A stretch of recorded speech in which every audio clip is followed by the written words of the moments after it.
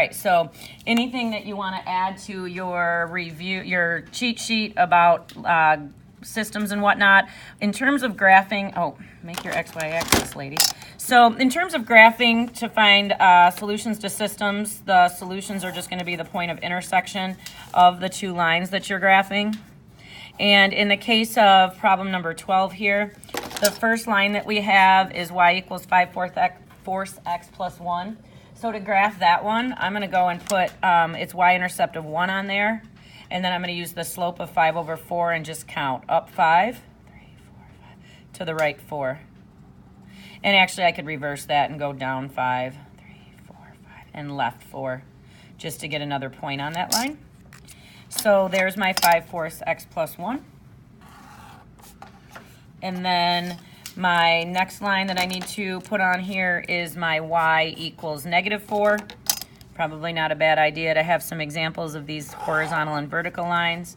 There's my y equals -4. And then to finish this off, the solution to this equation sits at -4, -4. That's my solution. Make sure that you're writing it out besides just pointing out that place of intersection. In problem 13, I'm not going to take the time to work out 13. We would want to solve both of these for y to get them in slope-intercept form, but this isn't necessary for your exam, so I'm going to skip over that one. No, you wouldn't have to do that. That's why I'm just not going to take the time there. Now, there's a few of these problems that I'd like to do with you guys. I want to concentrate on 14. I want to do 14. I want to do 16. We're going to do 17, and let's do, well, we'll see. We'll see how these go. Elimination or substitution. So you just can't use graphing. I want to use elimination for number 14. I don't know if you guys remember the idea of adding down. Is there something that if I combine the two equations together, is there something that'll go away? And in the case of this one, I got positive y and negative y.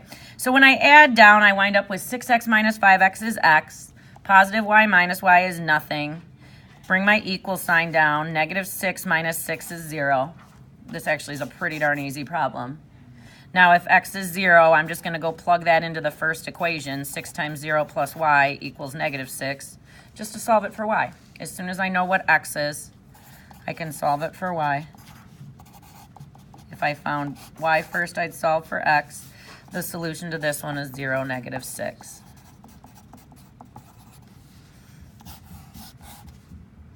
Now, in number 16, I noticed, and again, I'm skipping over 15 on purpose. I noticed in 16 that I think I solved it in 5th hour. We used substitution. We solved it for y and used substitution. Why don't we do that? Let's. I'm going to take away 2 x's from each side and say that this equation actually can be written as y equals -2x minus 1. Just subtracted 2x from both sides for the first equation, and now it's in a y equals. Well, why would I want to do that? As soon as I've got this in a y equals, I can go take this quantity that y is equal to, and I can put it in place of y in the second equation. So number 14, we did elimination. This one I'm doing substitution.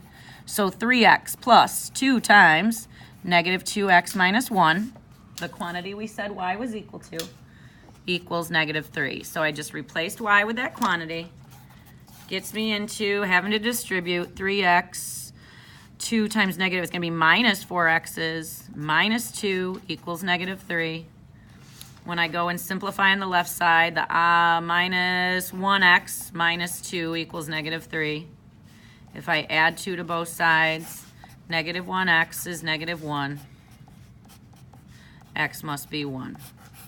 Now that I know x is 1, I shouldn't have crossed that one off. I'm going to use the simpler equation up top to find the y.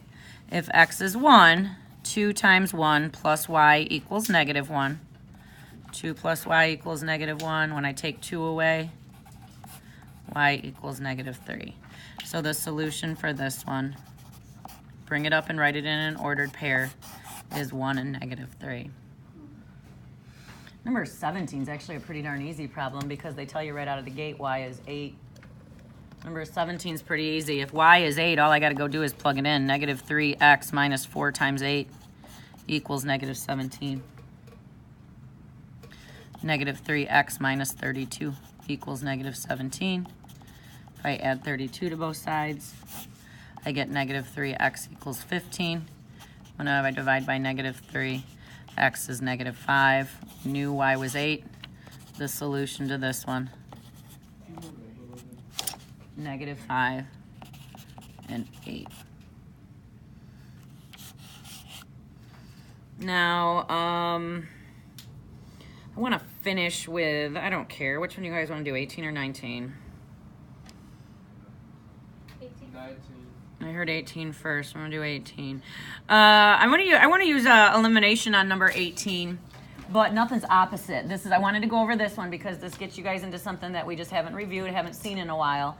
Nothing is opposite right now, but I'm thinking about something. I'm kind of focused on the y's here. If I could make these y's be positive 6y and negative 6y, I could eliminate them. And then, so what would I have to do to make the equation positive? Let's make this one positive 6y. That would have to be all multiplied by 3. And so then let me come down. That would be negative 6x plus 6y equals negative 36. Does that make some sense there, guys? I'm just trying to get that to positive 6y. Then I'm going to take the second one, and I'm going to, how am I going to get that negative 3y to negative 6? I'm going to double that second one. So I'm going to get negative 14x minus 6y equals negative 4. Now I can eliminate. Add down. Now I can go and eliminate. These guys will go away. Negative 40 on the right-hand side. Negative 6x and negative 14x is negative 20x. X is 2. Now that I know x is 2, I'm going to go plug that into the first equation. It's a little bit simpler. Negative 2 times 2 plus 2y's equals negative 12. I went right to the original equation to plug it back in. So negative 4 plus 2y equals negative 12. If I add 4 to both sides, I'm going to get 2y equals negative 8. When I divide by 2, y is going to be negative 4. So my solution to this one is 2 and negative 4.